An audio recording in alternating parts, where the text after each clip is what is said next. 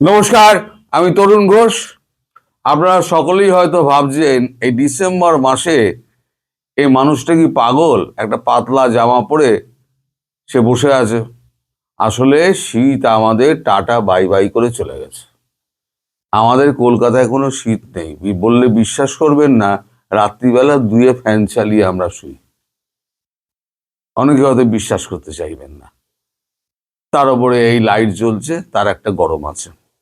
তো যাই হোক, খবরে আসি।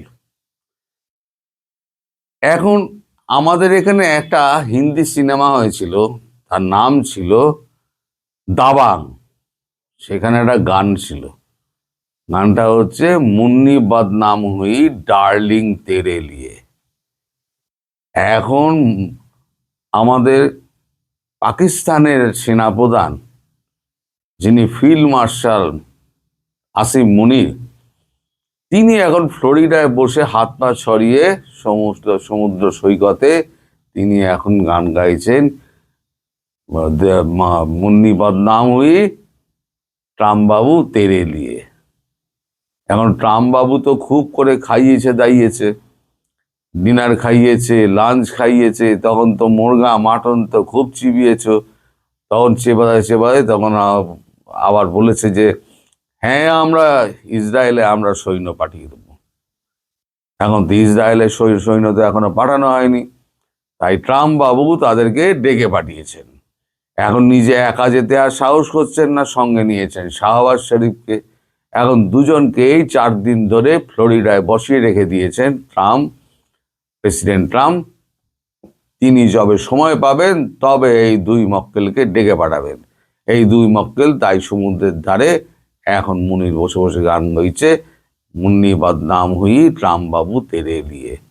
এখন ব্যাপারটা কি হয়েছে? ব্যাপারটা হয়েছে যে পাকিস্তানের ভেতরের অবস্থা খুব খারাপ, আপনারা সবাই জানেন। 14টা গোষ্ঠীর মধ্যে লেগে গেছে, পাকিস্তান প্রায় ভাগ হওয়ার মতো অবস্থায়। এই অবস্থায় যদি 2 ব্যাটালিয়ন মানে 20,000 সৈন্য যদি এখন পাঠানো হয়, তাহলে তো পাকিস্তান ফাঁকা হয়ে যাবে মোটামুটি।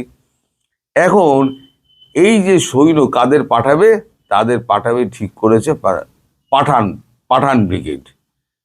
ওখানে একটা পাঠান ব্রিগেড রয়েছে পাকিস্তানে, সেই পাঠান ব্রিগেডে বেশিরভাগ রয়েছে হচ্ছে পশতুন।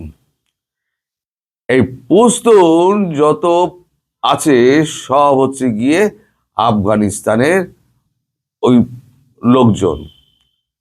তারা বর্ডার পেরিয়ে বালুচিস্তান হয়ে, বালুচিস্তানেরও কিছু পশতুন রয়েছে, আর পাঠান রয়েছে, আর কিছু পশতুন রয়েছে। তারা সকলে এসে প্রথম দিকে সৈন্যবাহিনীতে ভর্তি হয়েছিল। এখন যেহেতু এখন আফগানিস্তান এবং বালুচিস্তান এখন বিদ্রোহের মধ্যে রয়েছে, তাই এই পাঠান ব্রিগেডকে এখন আর সমর্থন করে না। তাই কি করা যাবে? এই পাঠান ব্রিগেডকে দিয়ে তো আমরা তো শুধু তো কি বলে ট্রাফিক কন্ট্রোল করাই, পুলিশের কাজ করাই।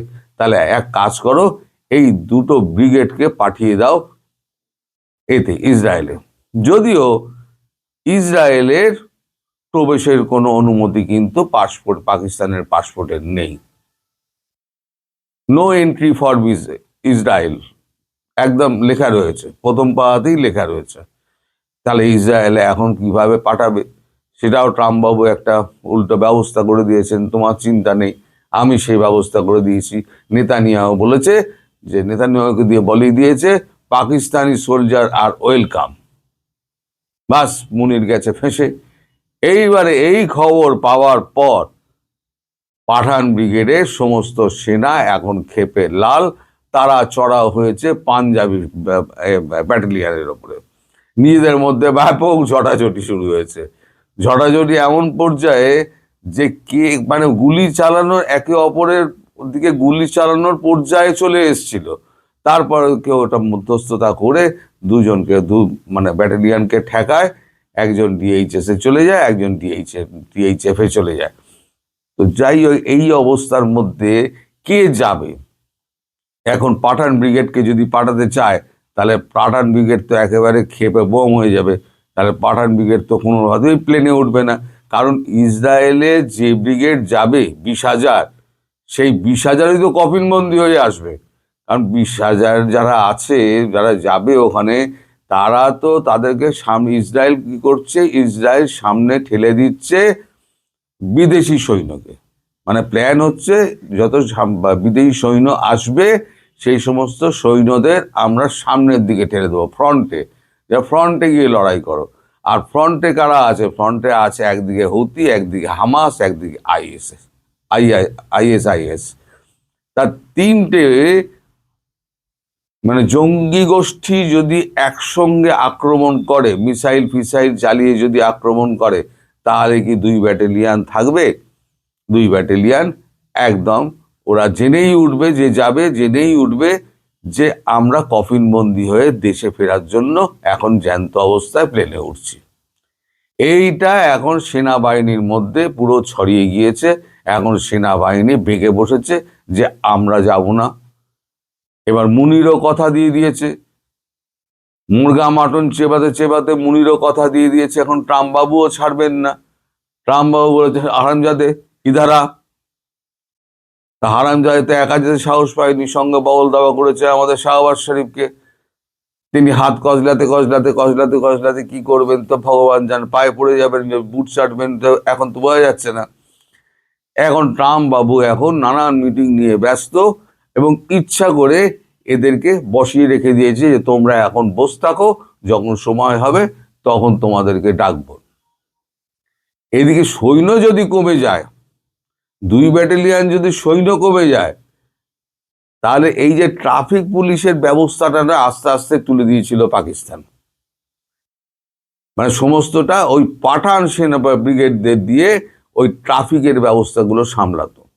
এখন যদি পাঠান ব্রিগেড বা অন্য কোনো জায়গা থেকে অন্য কোনো সৈন্য যদি পাঠাতে তো হবে, যেখান থেকেও পাঠাতে হবে।